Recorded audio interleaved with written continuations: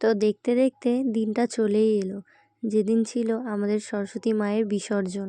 সকাল থেকে প্যান্ডেল খোলা শুরু হয়ে গিয়েছিল, তাই সবার মনটাও খারাপ হয়ে পড়েছিল। সেটা দেখে আমাদের কমিটির ছেলেরা ঠিক করে যে ওরা ডিজে বক্স আনবে, ডিজে লাইট আনবে, যাতে রাত্রিবেলা বিসর্জনের পরেও ওরা নাচানাচি করতে পারে, সবাই আনন্দ করতে পারে। আর তো সন্ধে হতে না হতে আমাদের ঠাকুরের বরণ শুরু হয়ে যায়, আর সবার মন খারাপও শুরু হয়ে যায়, সবাই কান্নাকাটি করতে শুরু করে।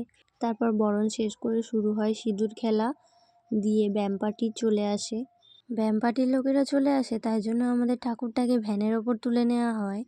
আর তখনও কিন্তু সিঁদুর খেলা শেষ হয়নি। তারপর আমি তোমাদের দেখাচ্ছিলাম যে ওরা সিঁদুর মাখানোর জন্য কি করছে।